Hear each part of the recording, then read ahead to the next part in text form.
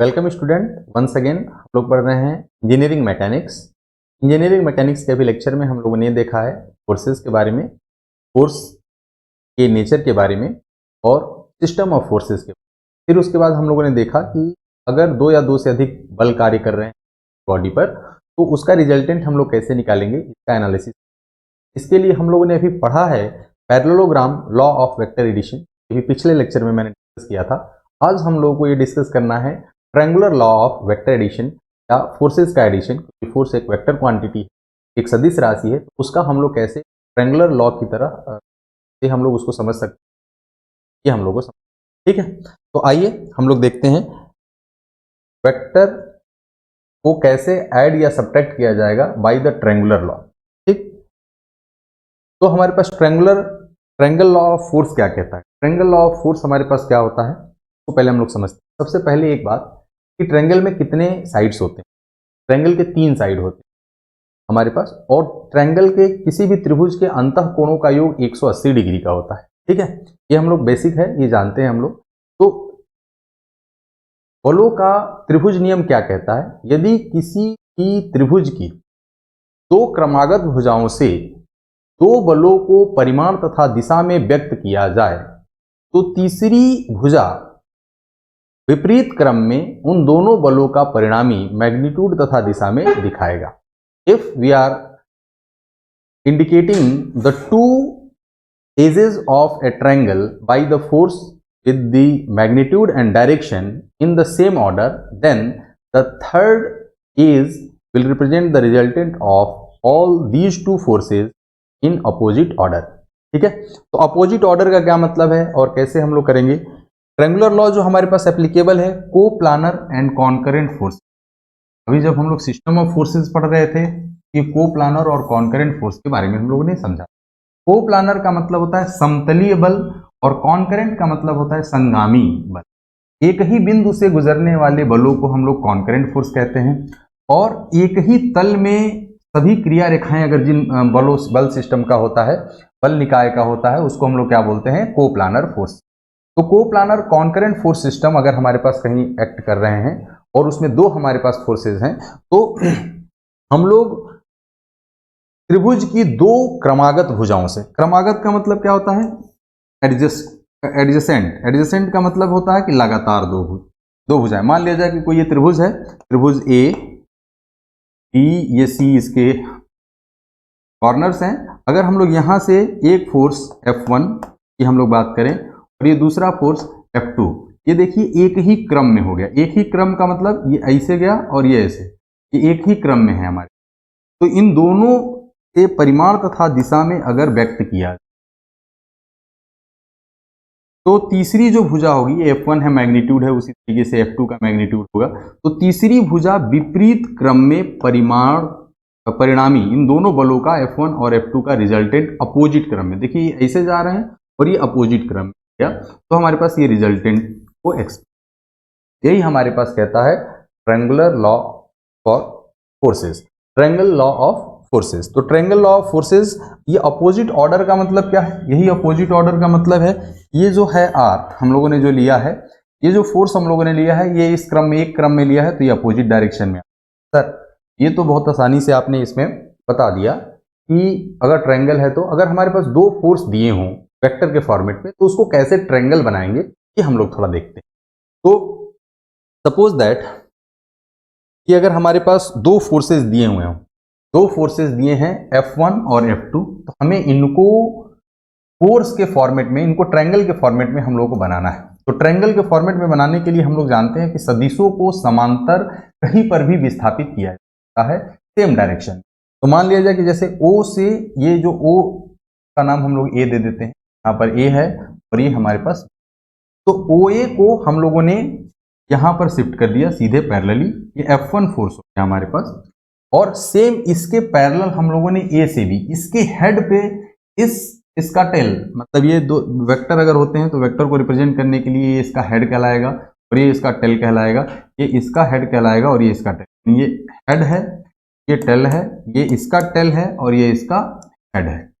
तो अगर हम लोग ये कहें कि इसके हेड पर इसका टेल रख करके एक हम लोगों ने ये ट्रायंगल बनाया, तो ये क्लोजिंग एंड यहाँ से स्टार्टिंग करके अगर हम लोग यहाँ पर ले जाएंगे, ये क्लोजिंग एंड देखिए एक ट्रायंगल बन गया, ए ओ ए बी और बी ओ। तो ये ट्रायंगल में हमारे पास अगर ये दोनों एक ही क्रम में है, F1 देखिए इस क्रम में अगर है, तो रिजल्टेंट होगा वो अपोजिट विपरीत क्रम में हमारे पास फोर्सेस को रिप्रेजेंट। ठीक है, तो हमारे पास ये R जो है ये क्या है, रिजल्टेंट है, closing end of the triangle भी हम लोग कहते हैं, बंद करने वाला भुजा, लेकिन विपरीत क्रम में होना चाहिए। अगर सेम ऑर्डर में हो जाएंगे तो तीन अलग अलग फोर्स हो जाएंगे और तीनों का रिजल्टेंट जो होगा वो क्या हो जाएगा, शून्य हो जाएगा, जो कि हम लोग आगे देखेंगे। ठीक है, तो अब हमारे पास जो इनको भी सॉल्व अगर हम लोग करेंगे तो सॉल्व करने के लिए हमारे पास सेम हमारे पास फॉर्मेट यूज होगा जो हम लोग parallelogram law of vector addition में कर रहे थे। अगर इन लोगों के बीच में एंगल थीटा है तो हमारे पास जो रिजल्टेंट इसका आएगा वो आएगा F1 square plus F2 square plus 2F1 F2 cos theta. ये सिंपल सा फॉर्मेट है। डेफिनेशन से क्वेश्चन आते हैं, एक्चुअल में हमें फॉर्मूला तो हर जगह यही लगाना होता है। तो डेफिनेशन से क्वेश्चन आता है कि अगर हमारे पास कभी भी किसी ट्रायंगल के दो भुजाओं द्वारा दो साइड से अगर हम लोग दो बलों को परिमाण तथा दिशा में व्यक्त कर, तीसरी भुजा विपरीत क्रम में उनका रिजल्टेंट व्यक्त करेगा परिमाण तथा दिशा में दोनों के साथ। तो एक मैंने फॉर्मूला आप लोगों को बताया था, ये tan अल्फा, यहाँ पे ये रिजल्टेंट F1 के साथ है, तो हम लोग एक tan अल्फा का फॉर्मूला भी जानते हैं। tan अल्फा का फॉर्मूला क्या है भाई, tan alpha is equal to हो जाएगा हमारे पास, मैंने कहा था कि जिस फोर्स का साइन कंपोनेंट लेंगे, यानी क्या हो जाएगा F2 sine theta divided by F1 plus F2 cos theta. ठीक है, ये हमारे पास फोर्स हो गया। ये tan थीटा भी निकाल सकते हैं तो, जो कि इसका डेरिवेशन हम कर चुके हैं। और फॉर्मेट आपको याद होना चाहिए, मैंने आपको ये बताया था कि अल्फा अगर होगा बीटा होगा तो हम लोग कैसे इस को हम लोग,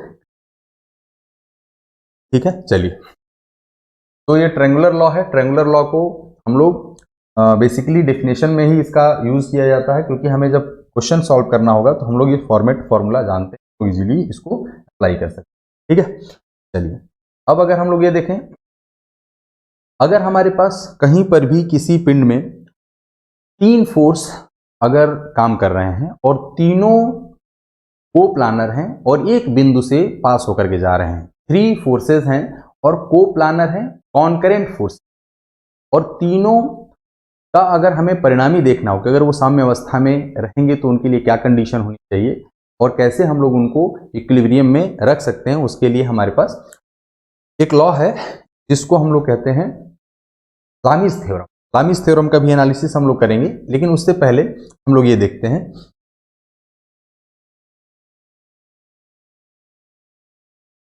अगर हमारे पास कोई भी, मैंने अभी आपको बताया था कि अगर हमारे पास कोई भी ट्रायंगल में तीन फोर्सेस अगर हम लोग मान करके चलें, को प्लानर कॉन्करेंट हैं और एक ही बिंदु से जा रहे हैं, F1 ये हो गया हमारे पास F2, और ये एक ही क्रम में एक ट्रायंगल को रिप्रेजेंट कर दें, ये F3, तो इनका जो सम होगा, रिजल्टेंट जो होगा, तीनों फोर्सेस का resultant means that R vector is equal to F1 vector plus F2 vector plus F3 vector, ये जीरो आएगा। मैग्नीट्यूड और हमारे पास क्या आएगा, जीरो आएगा, और मैग्नीट्यूड अगर जीरो आ गया तो डायरेक्शन का कोई हम लोग को लेना देना नहीं है, तो ये हमारे पास जीरो आएगा मैग्नीट्यूड और डायरेक्शन के साथ ही। ठीक है, तो हम लोग ये कह रहे हैं कि अगर ट्रायंगल के तीनों भुजाओं द्वारा तीन बलों को एक ही क्रम में व्यक्त कर दिया जाए, तो अगर फोर्स को प्लानर कॉन्करेंट हैं, एक ही बिंदु से पास होकर के जाने वाले और एक ही तल में रहने वाले बल हैं, तो उनका परिणामी शून्य आएगा। ठीक, ये हमारे पास इक्विलिब्रियम की कंडीशन है को प्लानर कॉन्करेंट फोर्स सिस्टम।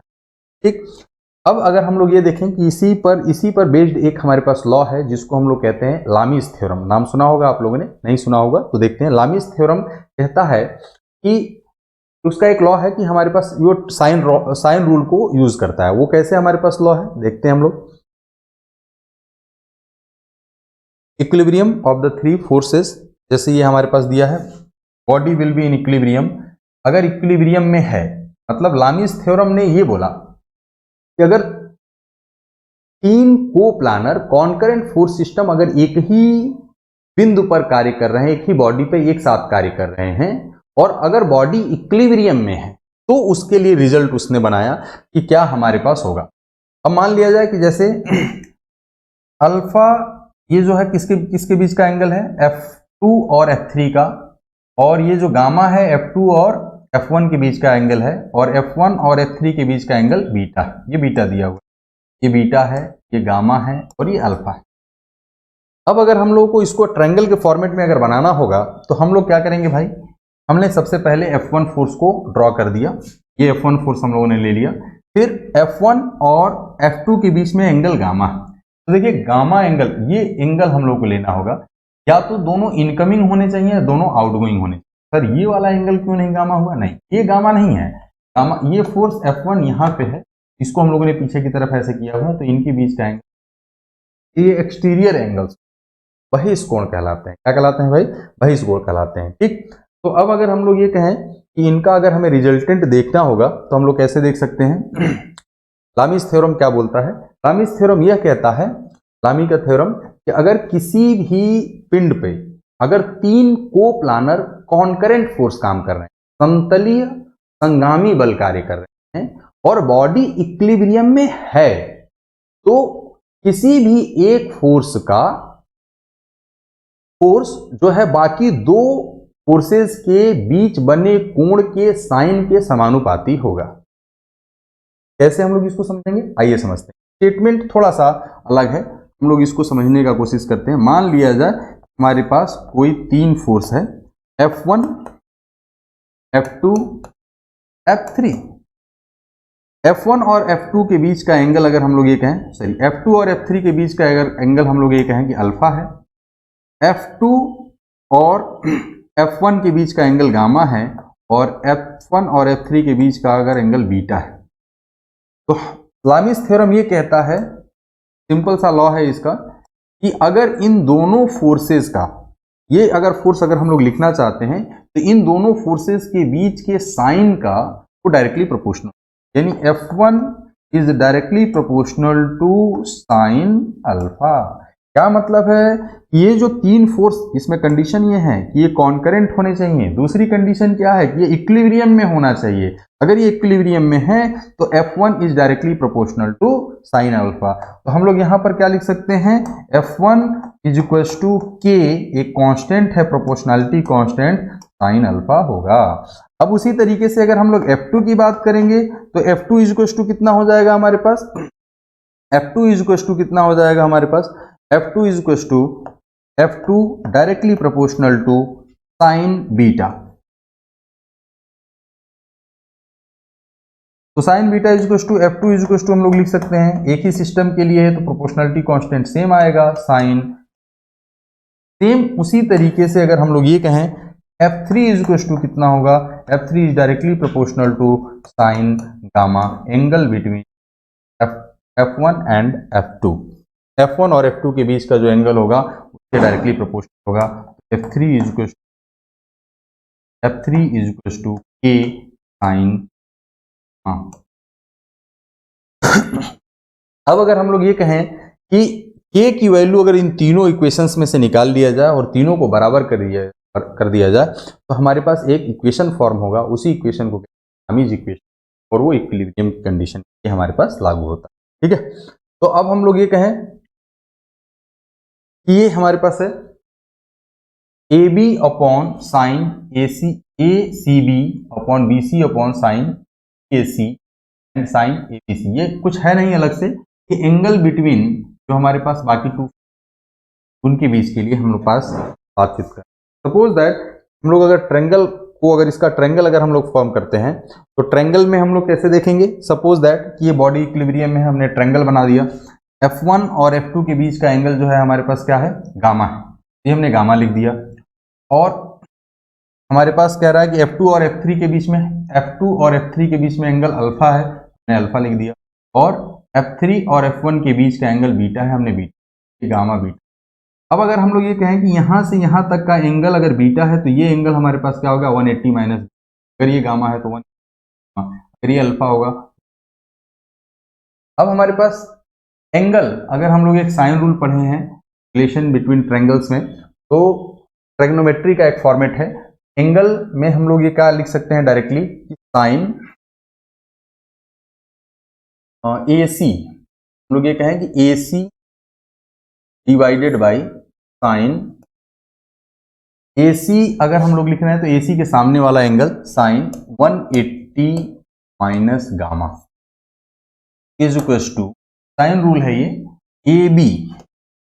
अगर हम लोग ए बी लिखेंगे तो ए बी के सामने का एंगल का साइन क्या हो जाएगा भाई बताइए, 180 माइनस, और अगर हम लोग आगे देखेंगे इसका फॉर्मेट, यानी ये F2 अगर है तो F2 कितना है भाई, BC divided by sine beta 180 minus. अब देखिए अगर ट्रिग्नोमेट्री में थोड़ा सा भी अगर हम लोगों ने देखा हो तो हम लोग जानते हैं 180 माइनस गामा या माइनस थीटा की बात, ये सेकेंड कोऑर्डिनेट में आएगा, और सेकेंड कोऑर्डिनेट में साइन पॉजिटिव होता है, द्वितीय चतुर्थांश में साइन पॉजिटिव होगा, और पॉजिटिव होगा 180 पर चेंज नहीं होता है, तो इसको हम लोग लिख, सेम उसी तरीके से AC को हम लोग क्या लिख सकते हैं भाई, AC को लिख सकते हैं F3, यानी F3 डिवाइडेड बाई साइन, और F2 is F2 divided by हमारे पास क्या हो जाएगा, BC हमने लिख दिया साइन, और हम लोग ये F1 लिख सकते हैं F1 डिवाइड बाई साइन, ठीक है। तो ये हमारे पास साइन रूल होता है, इसको हम लोगों ने डिटेल फॉर्मेट में आप लोगों को दिया हुआ है, जो कि आप लोग आगे स्लाइड में देख सकते हैं। तो ये क्या कह रहा है हमारे पास, जैसे ये sine F1 upon F2 pi minus alpha, pi minus alpha को हम लोग क्या लिख सकते हैं, साइन लिख सकते हैं, साइन पाई माइनस गामा को हम लोग लिख सकते हैं, ये हमेशा कांस्टेंट रहेगा, ठीक है। Where alpha beta and gamma भी दिया है, एंगल अल्फा क्या है भाई, angle between F2 and F3,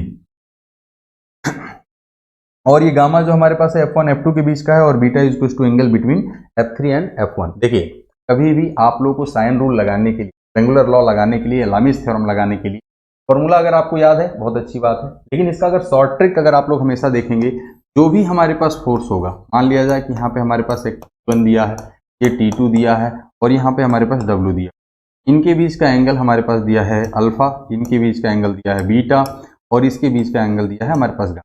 general format में अगर हम लोग देखेंगे तो हम लोग सिंपली लिखेंगे T1 अपॉन साइन गामा। देखिए ये T1 है, और T1 के अपोजिट एंगल, T1 के अपोजिट एंगल की हम लोग बात करेंगे, मतलब इन दोनों T2 और W के बीच का, यानी हमारे पास क्या आ जाएगा, sine gamma is equal to T2 upon में T1 और W के बीच का एंगल, यानी क्या हो जाएगा हमारे पास, sine B is equal to W upon, अगर हमें लिखना होगा तो साइन में हमारे पास ये अल्फा है, ये इक्विलिब्रियम, लेकिन ये आप लोगों को ये ध्यान रखना है सिंपल सा, कि हम लोग के पास ये कब एप्लीकेबल हो सकता है। लामिस थ्योरम सिर्फ और सिर्फ तभी लागू हो सकता है जब तीन बल कार्य कर रहे हो और उनके लगने की वजह से पिंड साम्यावस्था में हो, तीनों बल संगामी हो, एक साथ काम कर रहे हो, तथा वह एक समतलीय बल निकाय हो। कैसा हो, समतलीय बल निकाय।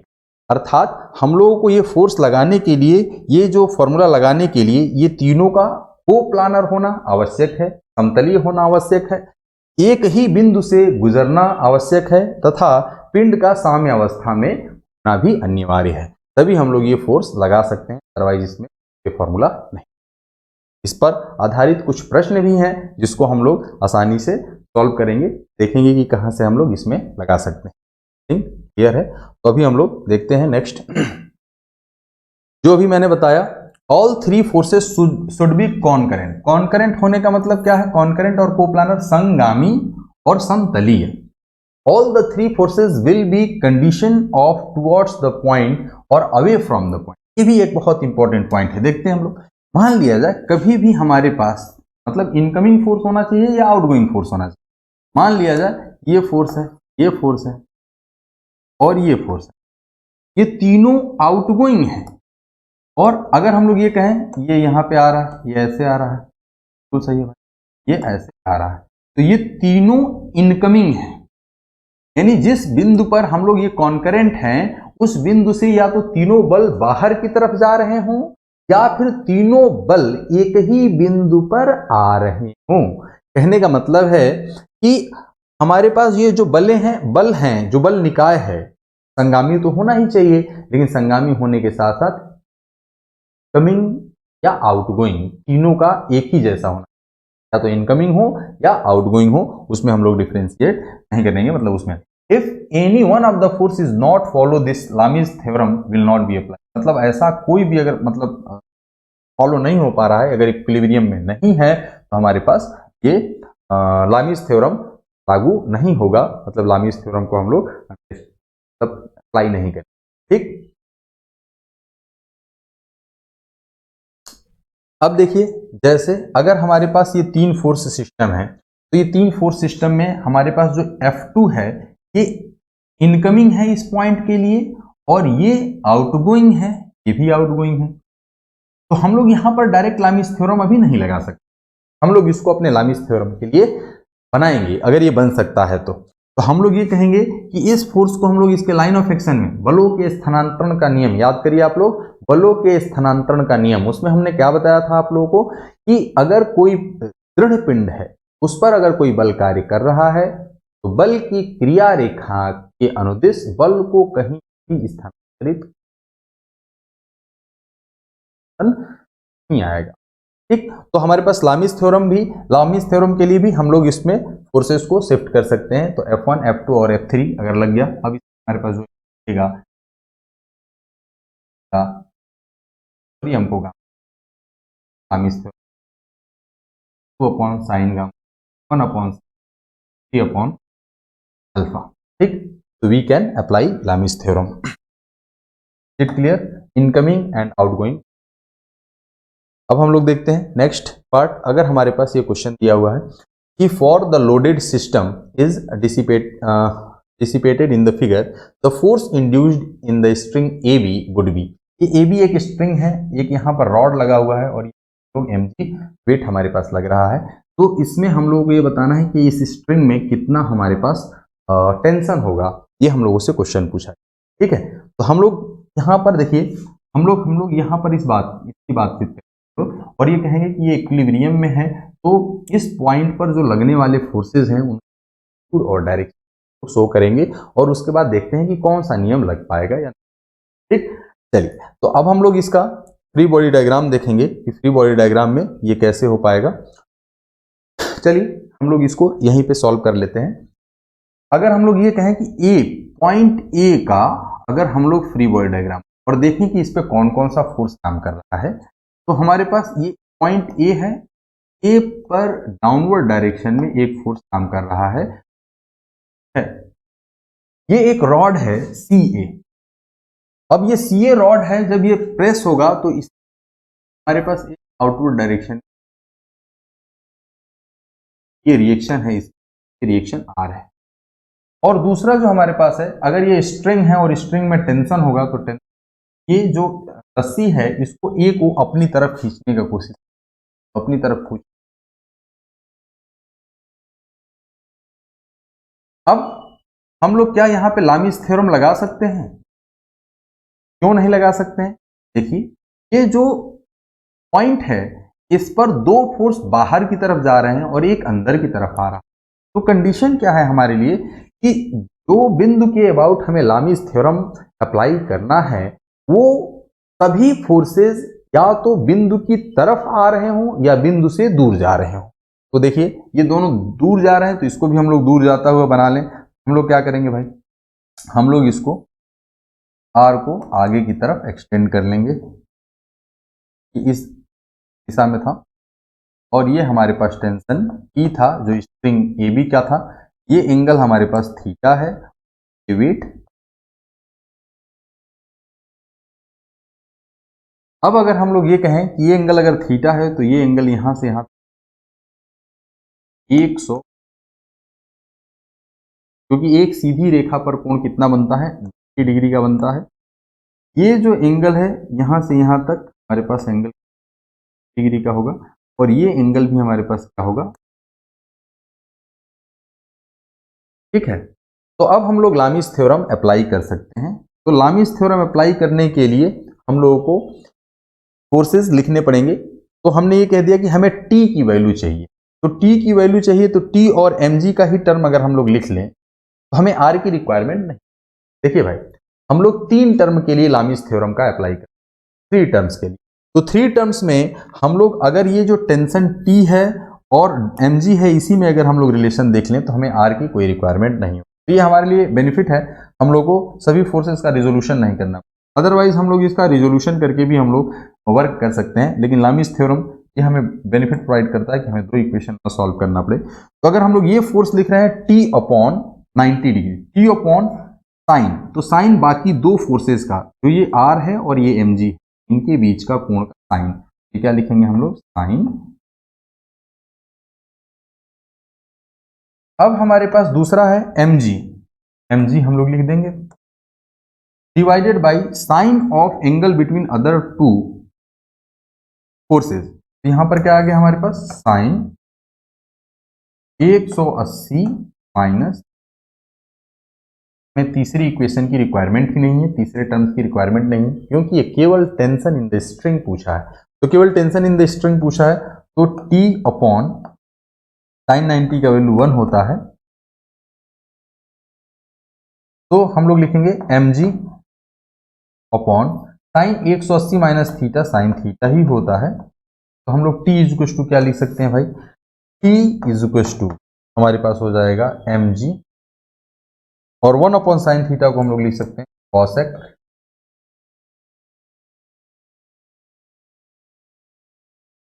कॉसेक। इस तरीके से हमारे पास जो टेंशन इन द स्ट्रिंग आ गया, E is two mg cosec theta, ये होगा हम तो आसानी से लामिस थ्योरम। तो इसमें हम लोगों ने क्या सीखा, हम लोगों ने देखा कि लामिस थ्योरम को कैसे अप्लाई करना है, और लामिस थ्योरम को अप्लाई करने के लिए तीनों फोर्सेस या तो इनकमिंग होना चाहिए या आउटगोइंग होना चाहिए, इसलिए हम लोग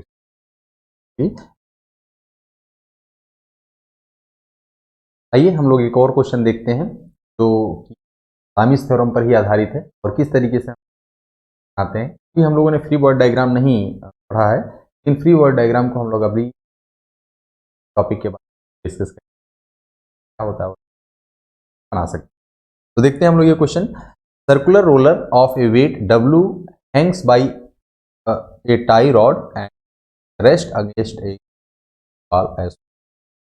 ये कह रहा है कि एक हमारे पास वेट है, रोलर है, और उस भार को हम लोगों ने एक रस्सी से बांध कर, AB रस्सी है और इस AB रस्सी से बांध करके हम लोगों ने लटकाया है, जो कि वर्टिकल वॉल पे, तब जो ऊर्ध्वाधर दीवार के सहारे वो रुका हुआ है। ठीक, तो अब हम लोगों से ये बोला गया है कि इस अवस्था में इस रस्सी में जो तनाव बल उत्पन्न होगा उसके भार से कम होगा, बराबर होगा, या हम लोग इसको कैलकुलेट नहीं कर पाएंगे एनालिसिस, ये हमें बताना। तो हम लोग देखते हैं, ये क्वेश्चन एक बहुत अच्छा क्वेश्चन है। अगर हम लोगों ने इस सिचुएशन में रखा है तो हमें बॉडी पर फोर्स कार्य कर रहे हैं, तो हम लोग तो चलिए हम लोग इसको देखते हैं कि हम लोग इस क्वेश्चन का फ्री बॉडी डायग्राम कैसे बना पाएंगे और कौन कौन से प्रोसेस काम कर रहे हैं। मान लिया जाए कि अगर ये बॉडी है हमारे पास और इस बॉडी का हम लोग क्या बनाया, फ्री बॉडी डायग्राम, और ये वॉल है, तो वॉल का एक रिएक्शन हम टुवर्ड्स द सेंटर, ये इसके परपेंडिकुलर होता है,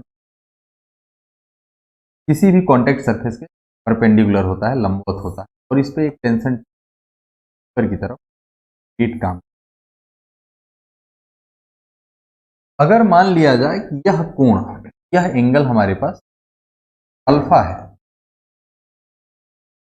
वॉल का, तो हम लोग इसमें अभी लामिस थ्योरम अप्लाई, लामिस थ्योरम अगर अप्लाई नहीं कर पाएंगे क्योंकि रिएक्शन हमारे पास क्या है, ये इन टुवर्ड्स द पॉइंट है और ये अवे फ्रॉम द पॉइंट, ये भी अवे। अब अगर हम लोग इसको फिर से अपने डेटा में अगर इसको चेंज करें अपने लिए, तो लामिस थ्योरम इस पर लगा पाएंगे कि फोर्स को, रिएक्शन, और ये जो वेट था, ये wait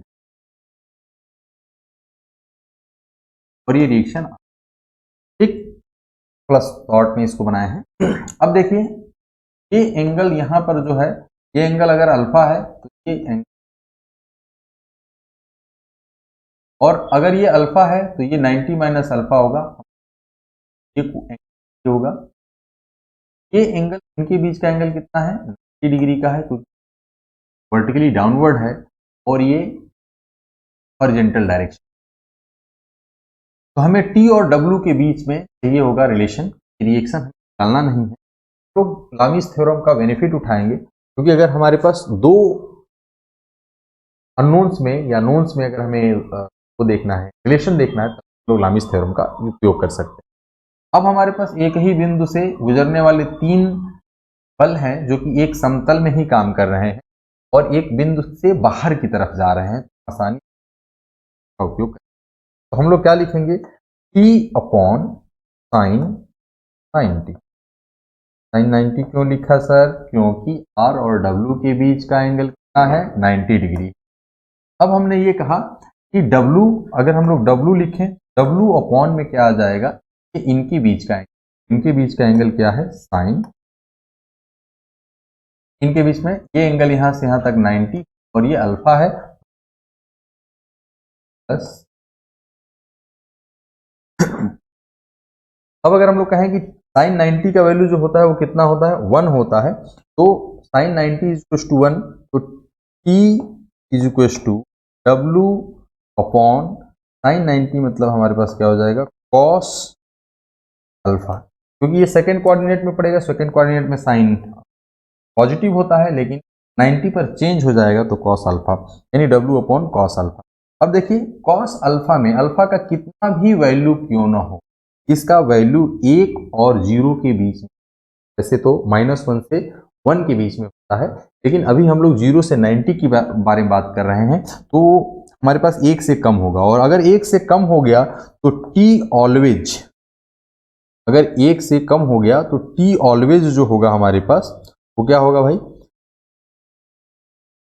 T always greater than W, क्योंकि अगर हम लोग कम से डिवाइड करेंगे तो हमारे पास W से ये ज्यादा आएगा, क्योंकि इसका वैल्यू ज्यादा बढ़ करके आएगा, यानी ग्रेटर देन W, यानी जो टेंशन काम करेगा इस स्ट्रिंग में, इतनी बड़ी बात है और ये समझने वाली बात। अगर हम लोग ये कहें कि ये जो टेंशन T है, ये टेंशन T इसके वेट से ज्यादा होगा जब हम लोग ऐसे साइड में रखेंगे। मान लिया जाए कि अगर इसको पूरा ऐसे ही हम लोगों ने हैंग कर दिया होता तो टेंशन T और W बराबर होते, बट अगर हम लोगों ने इसको इंक्लाइंडेड किया है तो इसमें टेंशन का जो वैल्यू है इस केस में ग्रेटर देन। ज्यादातर लोग अगर जो सोचेंगे, हम लोगों ने कुछ नहीं किया, कि हम लोगों ने केवल ये किया है कि लामीस थ्योरम अप्लाई किया और टी की वैल्यू निकालने की, और हम लोग जानते हैं कि कॉस का जो वैल्यू होता है वो बहुत 1 से 0 से 1 के बीच में होगा, जब एंगल 0 to 90 होगा, तो 0 से 1 के बीच में अगर होगा यानी उसमें कम होगा 1 से, तो उसकी वैल्यू वो इंक्रीज। अगर हम लोग किसी भी क्वांटिटी को मान लिया जाए जैसे 2 डिवाइडेड बाई 0.5 का वैल्यू आएगा, तो 4 वैल्यू आने का क्या मतलब हो गया भाई, कि ये जो वैल्यू था उससे ज्यादा वैल्यू आ गया। यही हम लोग चाहते हैं, मतलब हमें यही बताना था कि लेस होगा कि कम होगा या इक्वल होगा, तो हमारे पास क्या आया है, ज्यादा आया है। का क्वेश्चन का प्रश्न तो आप लोग आसानी से, ठीक। अब हम लोग आते हैं, अभी मैंने आपसे बताया कि फ्री बॉडी डायग्राम मुक्त पिंड आरेख क्या होता है, और हम लोग आगे अभी इसको डिस्कस करेंगे। आइए अब हम लोग मुक्त पिंड आरेख क्या होता है और कैसे हम को क्वेश्चन एनालाइज करते हैं, ठीक। चलिए, अब हमारे पास कभी भी हमें फोर्सेस का जो एनालिसिस कर, उन फोर्सेस को एनालिसिस करने के लिए हमें बॉडी का फ्री बॉडी डायग्राम होता है, मुक्त पिंड आरेख बनाना। इंडिविजुअली हम लोग को उसको एनालिसिस देखना होता है, वो इंडिविजुअली हम लोग एनालिसिस, क्या मीनिंग है फ्री बॉडी डायग्राम, वो मैं आपको बता रहा हूं। किसी भी पिंड का मुक्त पिंड आरेख वह आरेख है जब पिंड को सभी संपर्क सतहों से हटा दिया जाए और उस पे लगने वाले सभी बलों को परिमाण तथा दिशा व्यक्त कर दिया जाए, वही हमारे पास फ्री बॉडी डायग्राम मुक्त पिंड आरेख, ठीक। अब हम लोग ये कहें कि कोई भी हमारे पास बॉडी है, एन आइसोलेटेड व्यू, आइसोलेटेड का मतलब ने संपर्क सतह को हटा दिया, संपर्क सतह से हटा दिया। अब ओनली द एक्सटर्नल फोर्स, तब जो जितने भी बाह्य बल लग रहे हैं उसके ऊपर, बॉडी के ऊपर, बॉडी के द्वारा नहीं, देखिए दो तरीके के फोर्स होते हैं, force by the body and force on the body. तो हम लोग को यहां पर क्या दिखाना है, फोर्स ऑन द बॉडी, जो जो फोर्स हमारे पास बॉडी पर काम कर, ऑन द बॉडी, ये बहुत इंपॉर्टेंट है, बाय द बॉडी नहीं, ऑन द बॉडी, हमें उसी को हमारे पास शो कर देंगे तो हमारा हो जाएगा फ्री बॉडी। ये हमारे पास does not shows the forces within the body, अगर विद इन द बॉडी अगर हमारे पास फोर्सेज हैं तो उसको हम लोग शो करने की रिक्वायरमेंट नहीं है, हमें नहीं दिखाना है विद इन द फोर्सेज, ठीक है। Weight of the body is always shown as the downward vertical force acting through the centre of gravity. ये भाई हमारा वेट क्यों लगता है, हमारे ऊपर कोई फोर्स लगा है, कौन, अर्थ, हमारे ऊपर कोई फोर्स लगा रहा है, उसी को तो हम वेट कहते हैं। तो हमारा वेट वर्टिकली डाउनवर्ड लग रहा है हमारे ऊपर, और ये फोर्स लगा कौन रहा है, अर्थ लगा रहा है, पृथ्वी लगा रही है। तो पृथ्वी हमारे ऊपर फोर्स लगाइए, तो हमें फ्री बॉडी डायग्राम जब बनाना होगा तो वेट तो हम लोग ही दिखाएंगे, फिर रिएक्शन हो वो भी दिखाना पड़ेगा, यानी हमारे पास जो रिएक्शन होंगे वो भी हम लोगों को क्या करना पड़ेगा। The action of a flexible cord, rope, cable, belt, chain represented by the tensile pull T directed along the cord away from the body. हम लोग कभी भी जो अगर हमारे पास अगर कहीं वो एक चैन से जुड़ा हो, रस्सी से जुड़ा हो, कहीं से भी एक फ्लेक्सिबल स्ट्रिंग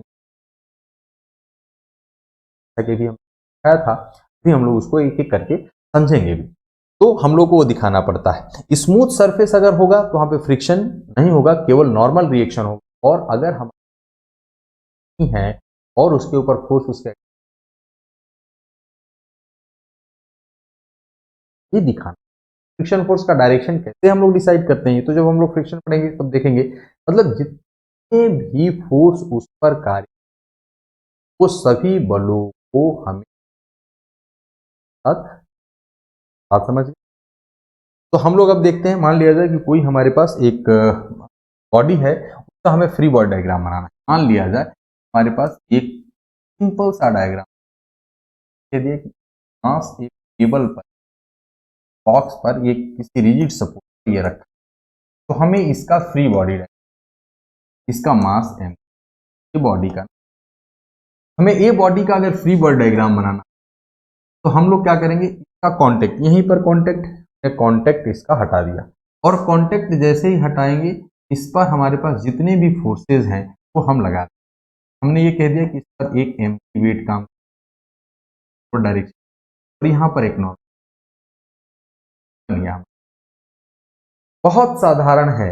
अगर आपको फोर्सेस के बारे में जानकारी है, line of action, point of application जानते हैं, आप बहुत इजीली से फोर्सेस को बता सकते हैं। तो आप लोगों को मैं फोर्सेस को पूर्ण रूप से, बलों को पूर्ण रूप से व्यक्त करने के लिए जो 4 पैरामीटर होते हैं, हम बहुत डिटेल में आपको पिछले लेक्चर्स में बता चुका, ठीक। तो आप लोग वहां पर भी देख सकते हैं। तो फोर्स को कंप्लीटली रिप्रेजेंट करने के लिए 4 पैरामीटर की रिक्वायरमेंट होती है, 4 कैरेक्टरिस्टिक्स की रिक्वायरमेंट होती है। तो 4 कैरेक्टरिस्टिक्स क्या होते हैं, magnitude, point of application, line of action and direction, परिमाण, दिशा, क्रिया बिंदु तथा क्रिया।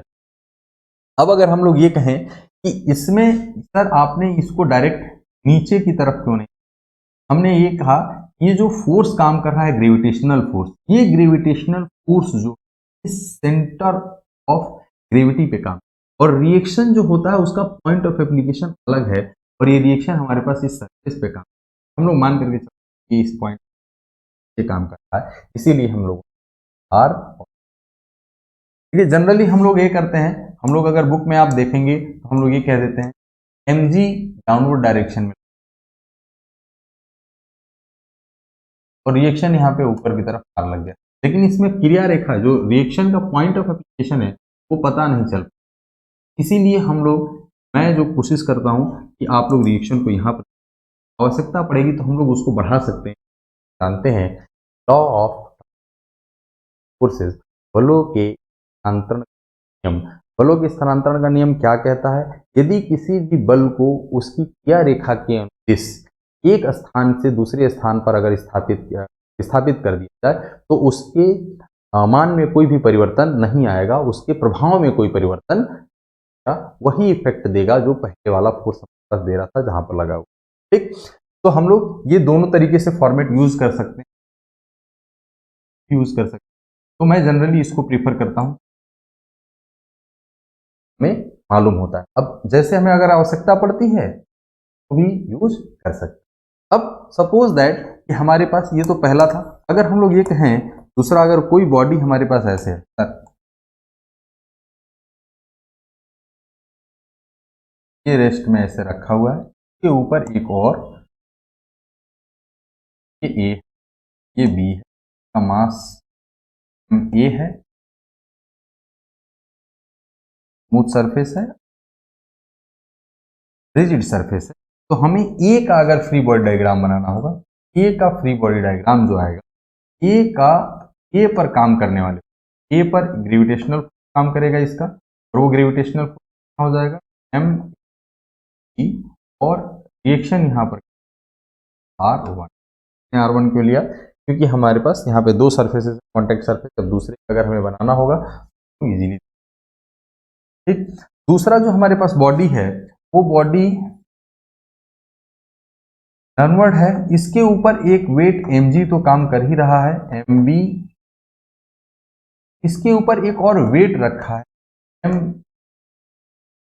और रिएक्शन यहां पर काम, क्योंकि R1 और R2 अलग अलग होंगे। देखिए इस बॉडी पर लगने वाले बलों को हम लोगों ने दिखाया है, के ऊपर एक वेट लग रहा था, अर्थ ग्रेविटेशनल फोर्स लगा रहा है, और इस कॉन्टेक्ट सरफेस का रिएक्शन लग रहा है। अब कहें सर कि इसने इसका भी तो इस पे रिएक्शन लगा होगा, नहीं, तो इसने इसके ऊपर रिएक्शन लगाया है ना, तो हम लोगों को इस पर लगने वाले बलों को ऑन द बॉडी, मतलब हम लोगों को क्या शो करना है?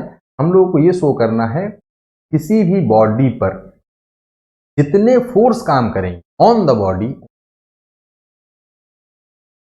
सिंपल सी बात, बाई द बॉडी नहीं, मतलब इसने इसके ऊपर रिएक्शन लगाया नहीं, हमें उसको नहीं दिखाना है, वो तो हम लोग इसके फ्री बॉडी डायग्राम में दिखा चुके हैं।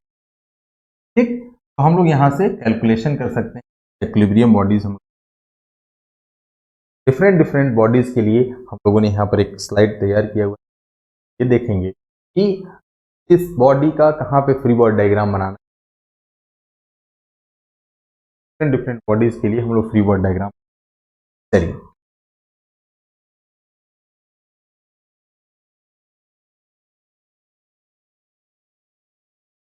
चलिए अभी हम लोग फ्री बॉडी डायग्राम के कुछ पार्ट्स को अभी हम लोग डिस्कस करेंगे, क्योंकि अभी हमारे पास नेक्स्ट स्लाइड में ही है, हम लोग ये भी देखते हैं कि हम लोग कैसे उसको डिस्कस करेंगे। अभी फ्री बॉडी डायग्राम कैसे बनाना है ये तो आप लोग समझ, मान लिया जाए कि पिछले क्वेश्चन में जो फ्री बॉडी डायग्राम बनाया था, पिछले क्वेश्चन में हम लोगों ने क्या फ्री बॉडी डायग्राम बनाया था भाई? एक हमारे पास ब्लॉक था, देखिए, और इसको हम लोगों ने टाई अप किया हुआ था, और यहां पर एक हमारे पास ये रिजिड वॉल है, और ये जो हमारे पास स्प्रिंग है, वॉल का वेट हमें, तो इस ब्लॉक का मान लिया जाए इसका नाम ए है, इस ब्लॉक का अगर फ्री बॉडी डायग्राम दिखाया जाए तो हम लोग क्या कहेंगे, इसको सभी कॉन्टेक्ट सरफेसेस हटा दिया जाए, कहाँ कहाँ, और इसका वॉल से कॉन्टेक्ट हटा दिया, लेकिन रस्सी के एलोंग, रस्सी की तरफ एक हमारे पास फोर्स काम करेगा जिसको टेंशन ई, और जहां से कांटेक्ट, जहां पर भी आप कांटेक्ट सरफेस हटाएंगे, बात मार्क कर लीजिए, इसको रिमेंबर कर लीजिए, कहीं पर जहां पर भी आप कांटेक्ट हटाएंगे वहां पर एक,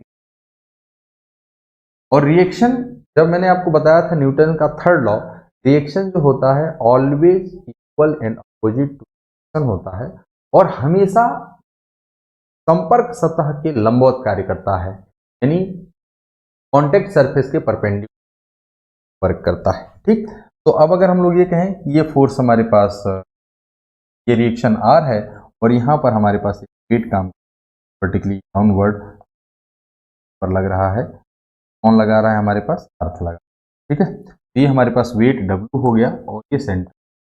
अब हम लोग इसको ट्रांसमिट कर सकते हैं, इस फोर्स को हम लोग इसके लाइन ऑफ एक्शन में कहीं पर भी ट्रांसमिट, ये इसका फ्री बॉडी डायग्राम है, बात समझ। आइए अब हम लोग कुछ देखते हैं आगे कि हमारे पास किस तरीके के सपोर्ट हो सकते हैं। आप लोगों ने देखा होगा बीम, और बीम में हम लोग बीम का हम लोग का क्या काम है, बीम को हम लोग कोई हॉरिजॉन्टल जो उसमें ट्रांसवर्स लोड्स होते हैं उसको सपोर्ट करने, लेकिन बीम को भी कोई सपोर्ट करने वाला होगा और उस सपोर्ट का कुछ ना कुछ तो किस तरीके के हमारे पास सपोर्ट हो सकते हैं और किस तरीके का हमारे पास रिएक्शन। आपको ये बताया रिएक्शन का मतलब होता है हम किसी को अगर रोकना चाहते हैं, खोज में काम तो हमारे पास एक रिएक्शन डेवलप, हम जिस तरीके की गति को रोकने का कोशिश करेंगे उस टाइप का रिएक्शन। और गति हमारे पास दो तरीके की, एक रेखीय गति होती है और एक कोणीय गति होती है, जिसको हम लोग वृत्तीय गति या कोणीय गति हम लोग कहते हैं, जिसमें हमारे पास मोमेंट या टॉर्क का जिक्र, रोटेशनल मोशन। आप लोग रोटेशनल मोशन के बारे में जानते होंगे, नहीं जानेंगे तो आगे तो पढ़ेंगे। तो रोटेशनल मोशन में हम लोग क्या देखते हैं कि हमारे पास बॉडी अगर घूम रहा है तो उसको घूमने के लिए हमारे पास एक टॉर्क लगना, और घूमने का जो अपोज करता है उसको कहते हैं हम लोग मोमेंट ऑफ इनर्शिया, और जो घुमाने के लिए फोर्स हम लोग लगाते हैं उसका मोमेंट हम लोग, यानी अगर कोई बॉडी रोटेट कर रहा है और रोटेट करने से हम रोकना चाहते हैं तो हम तभी रोक पाएंगे जब उसके ऊपर एक मोमेंट कार्य कर रहा होगा, एक गुण कार्य कर रहा होगा, ठीक। तो अभी इसके बारे में हम लोग और थोड़ा डिटेल में भी जानेंगे। ये हम लोग बस सपोर्ट्स कितने तरीके के होते हैं और सपोर्ट्स क्या कर सकते हैं और में रिएक्शन क्या। पिछले साल अगर आप लोग देखेंगे जेईई में पर एक क्वेश्चन भी पूछा गया था, कौन सा सपोर्ट में रिएक्शन और किस तरीके का, ये कह रहे हैं कि रिएक्शन भी डेवलप होगा जब आप किसी भी पिंड की गति को रोकने का कोशिश, आप जिस तरीके के गति मूवमेंट को आप रोकने की कोशिश करेंगे उस टाइप में हमारे पास रिएक्शन, कौन कौन सा मोशन रोक सकता है ये चीज हम लोग देखते हैं। मान लिया जाए ये पेन है हमारे पास और इस पेन को हम लोग अगर छोड़ रहे हैं तो ये नीचे जाने का कोशिश करता है, लेकिन हम जाने नहीं दे रहे हैं क्योंकि इसके ऊपर फोर्स लग रहा है। कौन फोर्स लग रहा है? Gravitational force. और ग्रेविटेशनल फोर्स कितना लग रहा है? इसके वेट के बराबर। और ये वेट की वजह से ये नीचे जाना चाहता है, तो हमने कहा कि नहीं भाई तुम नीचे नहीं जाओगे। ये बोला कि भाई फोर्स ऊपर की तरफ लगा दो, रुक जाएंगे। वही हमारा रिएक्शन। तो रिएक्शन एक साधारण सा मैकेनिज्म है जो कि हम लोग जब कभी किसी के ऊपर अगर फोर्स लगता है और करना चाहता है उसको का कोशिश, तो हमारे पास अब रिएक्शन में हमारे पास दो तरीके की चीज, अगर मान लिया जाए कि ये वर्टिकल डायरेक्शन में नहीं जा सकता है, लेकिन हम अगर ये फ्रिक्शनलेस होगा तो हम हॉरिजॉन्टल डायरेक्शन में ये ऐसे रोटेट भी कर सकता है, तो इसमें टॉर्क डेवलप, मोमेंट डेवलप। अब हम लोग देखते हैं कि रोलर सपोर्ट को सिंपल सपोर्ट भी कहते हैं। सिंपल सपोर्ट का मतलब क्या है?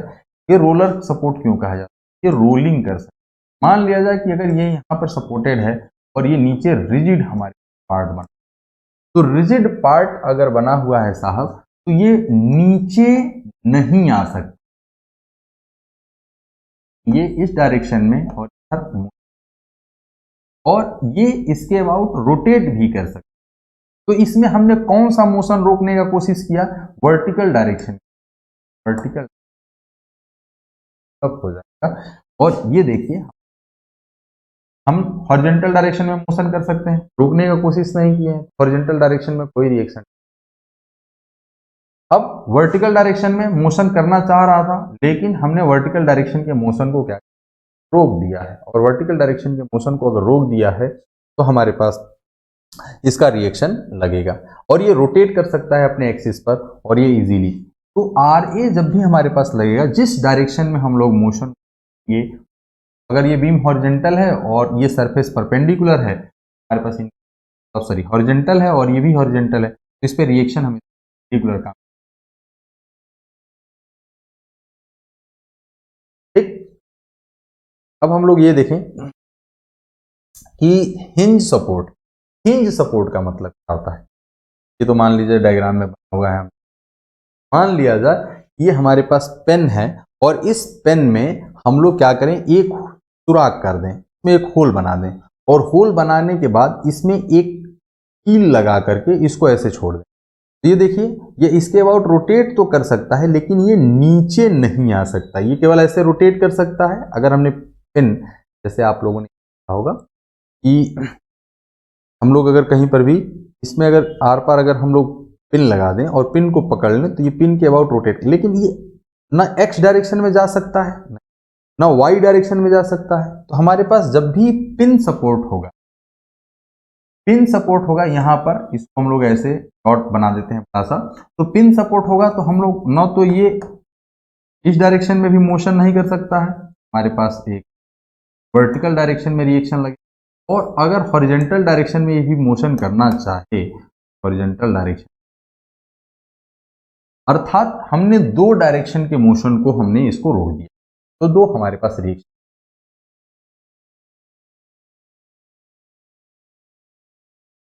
हम जितना मोशन रोकने का कोशिश करेंगे और जिस डायरेक्शन में वो मोशन करेगा हम रोकना चाहेंगे, ठीक। अब अगर हम लोग ये देखें कि फिक्स्ड सपोर्ट क्या होता है, बिल्ट इन सपोर्ट मतलब वो खुद ही उसी में बना हुआ है। मान लिया जाए कि इसी पेन को अगर हमने पूरी तरीके से पकड़ लिया, इस पेन को अगर हमने पूरी तरीके से अगर ऐसे पकड़ लिया तो न तो ये हॉरिजॉन्टल डायरेक्शन में जाना चाहता है, नहीं नीचे जाना चाहता है और नहीं बेंड होना चाहता है। तो बेंड नहीं होना चाहता है तो इसके ऊपर देखिए, न तो ये नीचे आ सकता है, नीचे का मूवमेंट नहीं हो सकता, इस डायरेक्शन में मोशन नहीं हो सकता, नीचे ऊपर कहीं पर भी नहीं जा सकता, और प्लस हमारे पास ये रोटेट भी नहीं कर सकता, ये रोटेशन भी नहीं हो सकता। तो तीनों में हमारे पास रोटेशन अगर तो इसको आर ए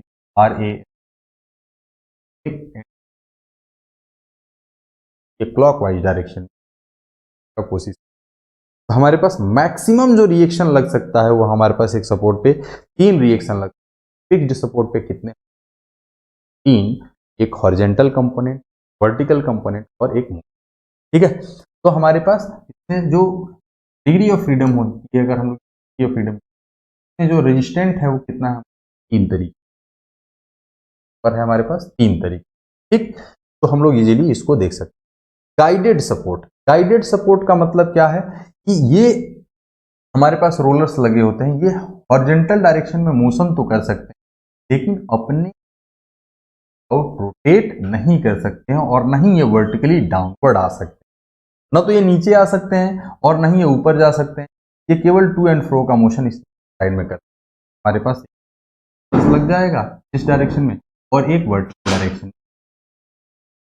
तब अगर हम लोग ये कहें कि ये वर्टिकल डायरेक्शन में ये हमारे पास मोशन है, गाइडेड का मतलब मान लिया जाए कोई स्लाइडर है, आप लोग अगर ये देखें, मान लिया जाए कि कोई पिस्टन है, सिलेंडर के इनसाइड है, तो ये टू एंड फ्रो का मोशन इस डायरेक्शन में और इस डायरेक्शन में कर सकता है, लेकिन ये अपने एक्सिस के अबाउट रोटेट नहीं कर सकता और नहीं ये नीचे जाता है। तो हमारे पास ना नीचे ना ऊपर जा सकता है, यानी दो हम लोगों ने जो भी हम लोग रोकेंगे वहां पर रिएक्शन डेवलप होगा, यहां पर तब ये हमारे पास गाइडेड सपोर्ट, ठीक।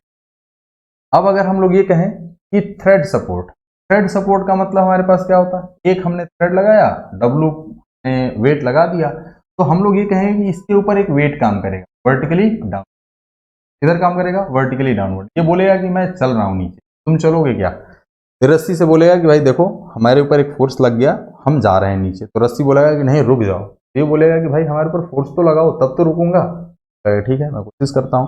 तो ये इस ब्लॉक के ऊपर ये ऊपर की तरफ फोर्स लगाएगा तो ये बॉडी नीचे जाने से रुकेगा, इसीलिए इसके ऊपर देखिए ये नीचे जाना चाह रहा है लेकिन रस्सी ने नहीं जाने दिया, रिएक्शन जो डेवलप, तो इसका जो ये थ्रेड, ये जो हमारे पास है ना टेंशन, इसको हम लोग थ्रेड रिएक्शन कहते हैं। अगर हम लोग इसको थोड़ा और डिटेल में देखें, हम लोग ये कहेंगे कि ये ब्लॉक नीचे जाना चाह रहा था, इसको नीचे न जाने के लिए टेंशन कह दिया कि हम भाई उतना तुम्हारे बराबर वेट लगा देंगे, फोर्स लगा देंगे। लेकिन अगर हम इस थ्रेड का अगर फ्री बॉडी डायग्राम बनाएं, थ्रेड का फ्री बॉडी डायग्राम, थ्रेड के ऊपर कौन फोर्स लगा रहा है? ये वेट कितना नीचे की तरफ टेंशन T, और ये थ्रेड बोलेगा इस वॉल से कि भैया मुझे नीचे जाने दो क्योंकि मेरे ऊपर फोर्स लग रहा है। ये वॉल बोलेगा कि नहीं, रोक सकता, सपोर्ट कर, बोलेगा कि भाई जितना मेरे ऊपर फोर्स लग रहा है नीचे की तरफ उतना ऊपर की तरफ लगा दो, हम रुक जाएंगे। ठीक है, तो इसका फ्री बॉडी डायग्राम, यानी इसमें स्ट्रिंग में हमारे पास टेंशन फोर्स है। जनरली जब हम लोग देखते हैं डायग्राम तो उसमें T ऐसे ही लग दिया लिखा होता है, तो ये जो T फोर्स है वो बॉडी पर लगा हुआ होता है। Body thread will be converted bye A point load reaction tension. ठीक, टेंशन में हमारे पास फोर्स, आप समझ गए हैं? कोई दिक्कत? सर ये टेंशन कैसे है ऊपर की तरफ जा रहा है? देखिए भाई, इसको देख लेंगे तो ये, क्योंकि हम लोगों ने इसका फ्री बॉडी डायग्राम बना करके ही इसी में हम लोग ऊपर दिखा दिए हैं। एक्चुअल में हमारे पास हमेशा ये डायग्राम बना। ठीक, अब अगर हम लोग कहें कि सरफेस सपोर्ट का मतलब क्या होता है और रफ सपोर्ट का मतलब क्या होता है और सरफेस सपोर्ट क्या होता है, जब हम लोग किसी भी चीज को ग्रिप करते हैं और सरफेस पे मान लिया जाए जैसे हमने इसी को यहाँ पर सपोर्ट कर लिया और ये डाउनवर्ड डायरेक्शन में तो नहीं जा सकता, लेकिन अगर ये इधर आगे पीछे जाएगा तो इसमें घर्षण बल कार्य करेगा। कौन सा बल कार्य करेगा? घर्षण बल काम। तो घर्षण बल अगर वो स्मूथ है तो घर्षण नहीं काम करेगा और रफ है तो घर्षण भी काम, तो रिएक्शन इंक्लाइंडेड हो जाता है। ठीक है, apply support reaction perpendicular to the, अब मान लिया जाए कि हमारे पास कोई सपोर्ट रिएक्शन सरफेस सपोर्ट है। सरफेस सपोर्ट का मतलब कि सरफेस पे ऐसे ये हमारे पास रखा, अगर यहाँ पे कोई फ्रिक्शन नहीं है तो ये आसानी से इधर उधर मोशन, वर्टिकल डायरेक्शन में मोशन नहीं कर सकते, इसलिए यहाँ पर एक रिएक्शन डेवलप हो, रिएक्शन। ये बात समझ, अब हम लोग ये समझें अगर रफ सरफेस होगा तो रफ सरफेस होगा भाई, तो ये मान लिया जाए कि हमारे पास बेस है और इस पर एक बीम रखी, और अगर ये बीम रखी हुई है और ये इस डायरेक्शन में मोशन करना चाह रहा है और यहाँ पर तो इसके अपोजिट डायरेक्शन में हमने मान लिया कि F और वर्टिकल डायरेक्शन में मोशन नहीं हो रहा है तो हमारे पास एक R डेवलप। अब अगर इन दोनों फोर्सेस का अगर रिजल्टेंट देखा जाए तो इस सरफेस के परपेंडिकुलर, ये रिजल्टेंट की इसका रिएक्शन, रिजल्टेंट अर्थात अगर किसी भी सरफेस पर कोई बॉडी रखा गया है और वो बॉडी हॉरिजॉन्टल डायरेक्शन में मोशन कर सकता है और मोशन ऐसे हो रहा है कि वो सरफेस स्मूथ नहीं है, तो वहां पर परपेंडिकुलर काम करेगा और उसके हम लोग दो कंपोनेंट हॉरिजॉन्टल डायरेक्शन में by two reaction, one perpendicular to the surface and other will be parallel to the opposite to motion, opposite to the relative motion. ये या तो हम लोग इंक्लाइंडेड दिखा दें तो इसका हमारे पास दो कंपोनेंट डायरेक्शन में, तो हम लोगों ने ये सपोर्ट रिएक्शन के बारे में हम लोग ने type of support smooth surface, जैसे यहाँ पर हमारे पास वही चीज अभी जो मैंने आपको एक्सप्लेन किया है फिर से हम लोग देखते हैं।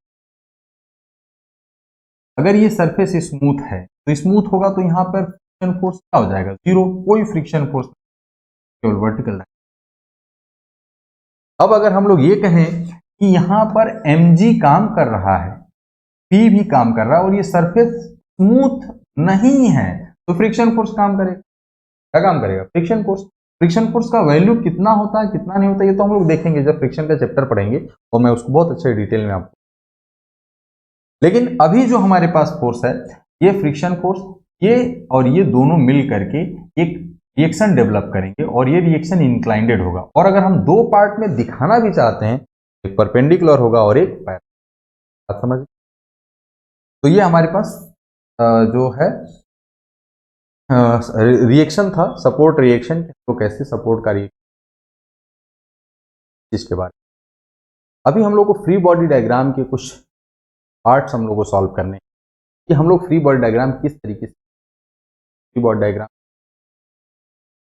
और रिएक्शन भी है। रिएक्शन का मतलब क्या होता है, अगर हम किसी चीज को रोकना चाहें, सपोर्ट के थ्रू हम लोग रोक रहे हैं तो सपोर्ट रिएक्शन। सपोर्ट रिएक्शन भी तीन तरीके का हो सकता है, फुली सपोर्टेड या जो भी आप लोगों ने एक पीछे ये पढ़ा था ना कि हम लोग जो सपोर्ट की बात कर रहे थे, ये रोलर सपोर्ट, इस रोलर सपोर्ट को हम लोग सिंपल सपोर्ट भी कहते हैं। का एक बहुत कॉमन नेम है सिंपल सपोर्ट, जो कि जनरली हम लोग यूज करते हैं।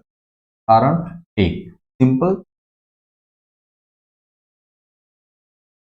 ठीक है, तो सिंपल सपोर्ट भी इसका नाम कहते हैं हम लोग। तो इसमें आप लोग देख सकते हैं हिंज सपोर्ट, फिक्स्ड सपोर्ट और गाइडेड सपोर्ट, थ्रेडेड सपोर्ट और सरफेस सपोर्ट। तो ये इतने तरीके के सपोर्ट होते हैं और सपोर्ट में लोग किस तरीके से फोर्स अप्लाई कर सकते हैं और किस तरीके से रिएक्शन डाउन कर। आज के लिए हम लोग बस इतना ही करते हैं। अगले लेक्चर में हम लोग देखेंगे फ्री बॉडी डायग्राम का पार्ट और कितने तरीके के हमारे पास फोर्सेस लग सकते हैं, टाइप ऑफ फोर्सेस। अभी तक हम लोगों ने मैकेनिक्स में फोर्स को एनालिसिस किया है, फोर्स सिस्टम को एनालिसिस किया है। अभी हम लोग टाइप ऑफ फोर्स नहीं, टाइप ऑफ फोर्सेस को हम लोग नेक्स्ट चैप्टर में देखेंगे। आज के लिए बहुत बहुत धन्यवाद आप लोगों का।